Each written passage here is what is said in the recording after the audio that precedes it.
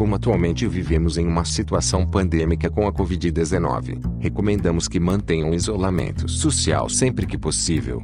Há contextos arqueologia e arqueólogos, pesquisa e consultoria arqueológica. Seguindo a recomendação da Organização Mundial de Saúde, não estimulamos a normalização da situação que vivemos, que ainda é muito delicada e perigosa. Mantenha-se protegido e cuide das pessoas próximas a você.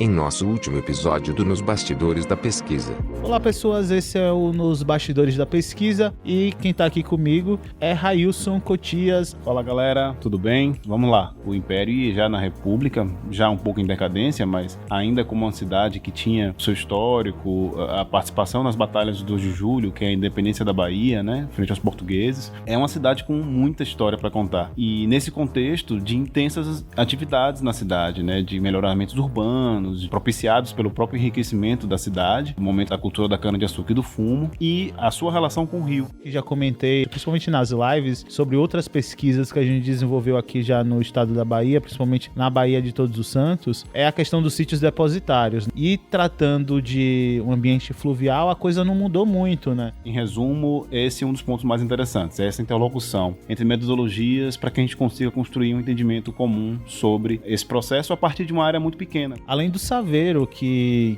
está dentro desse processo de depósito, mas numa intenção agora de descarte.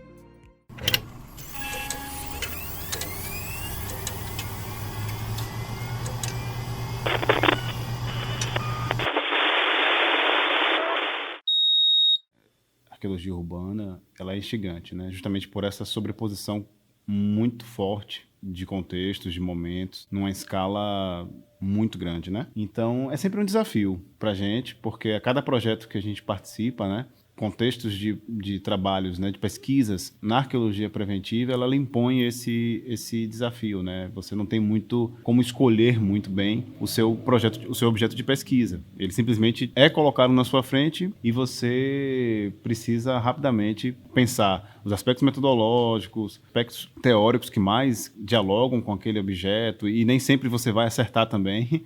Tem isso também, né? Às vezes você vai ter que errar um pouquinho para depois modificar, enfim, e ir aperfeiçoando o seu método para aquele objeto. Eu acho esse um ponto bem interessante para cada projeto que você participa, pelo desafio mesmo que é imposto. O município de Cachoeira, ele impõe os mesmos desafios, né? Numa escala igualmente crescente, né, de demandas, pela importância, como eu disse, né, do município, pela história que ele tem. Eu particularmente também sendo conterrâneo, sendo baiano, né, enfim, você também acaba tendo uma ligação emocional também com o projeto, enfim, são coisas que fazem parte também da subjetividade da pesquisa, não tem jeito. E acho que é isso, todas as coisas que também você colocou, né, dos aspectos próprios, né, de sítios depositários, acredito que também façam a diferença para esse projeto, para a gente perceber a dinâmica realmente dessa sociedade cachoeirense, né, e a partir daí conseguir construir elementos que levem a gente a um entendimento sobre essa região e o contexto de ocupação, né,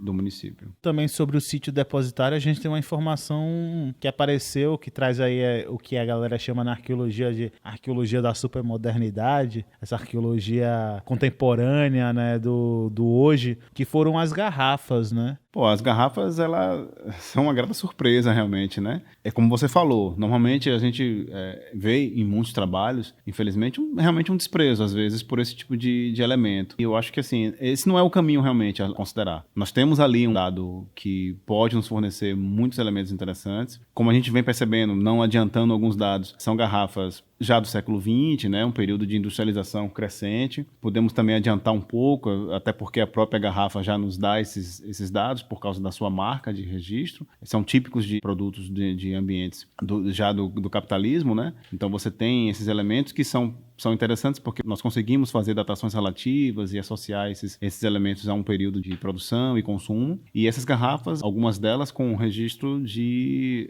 Salvador, né?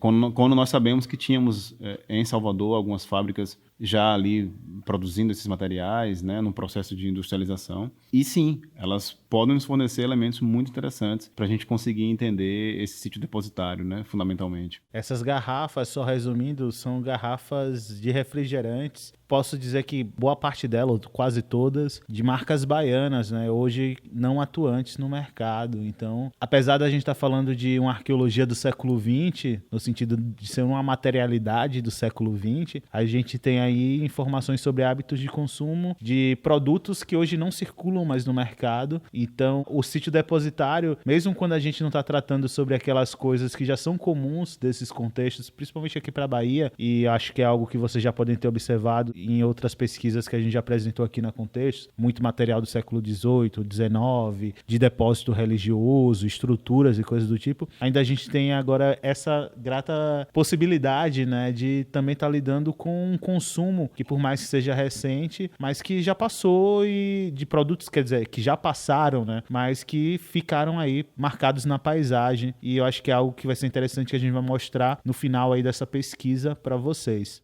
Mais algum ponto, Railson, que você queira colocar? Olha, eu acho que a gente teria alguns, né? Mas acho que a gente pode deixar o pessoal com um pouco de curiosidade, né? Eu acho que é isso. Eu acho que o pessoal já deve estar, ao nos ouvir aqui, já devem estar muito curiosos e N perguntas. Acho que a gente pode, de repente, também ouvir essas perguntas, quais são, e a gente ir trabalhando isso ao longo dos próximos capítulos também. Deixar o mistério no ar, né? Isso aí. Então fica aí o mistério no ar.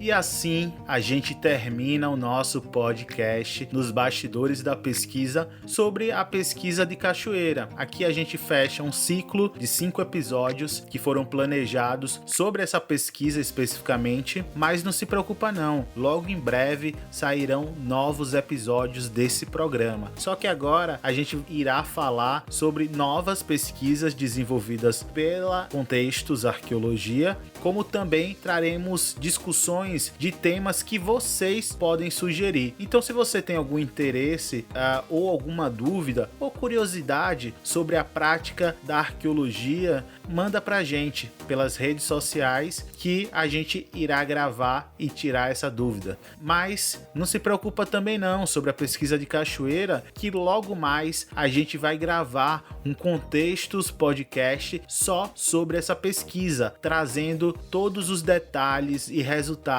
que por hora foram preliminares, mas que nesse programa a gente vai trazer os resultados finais. Se você também tiver qualquer dúvida ou algum assunto que você ficou interessado sobre a pesquisa de Cachoeira, também faço a mesma recomendação. Entre em contato através das nossas redes sociais. Então, vale a pena reforçar no Instagram, @contextos.arqueologia, no Facebook, facebook.com/arqueologiacontextos e no YouTube, youtube.com/contextosarqueologia. Lá vocês vão poder sempre ter um território livre para conversar com a gente, mandar sugestões, dicas ou até mesmo recomendações de temáticas, de correções, de coisas que a gente pode ter falado e se equivocado aqui. Fique à vontade. Esse é um campo aberto que você tem total liberdade para se manifestar. E aqui a gente encerra. Obrigado e até o nosso próximo episódio.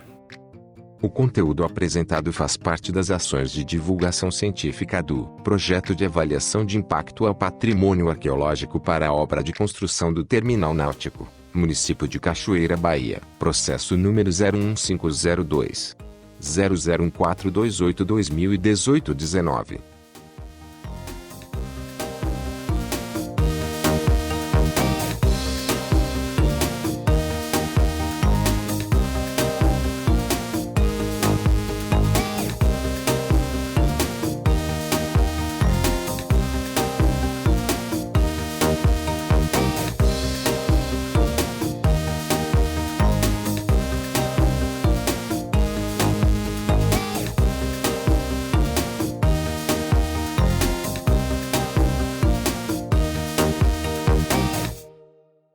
Contextos Arqueologia Podcast.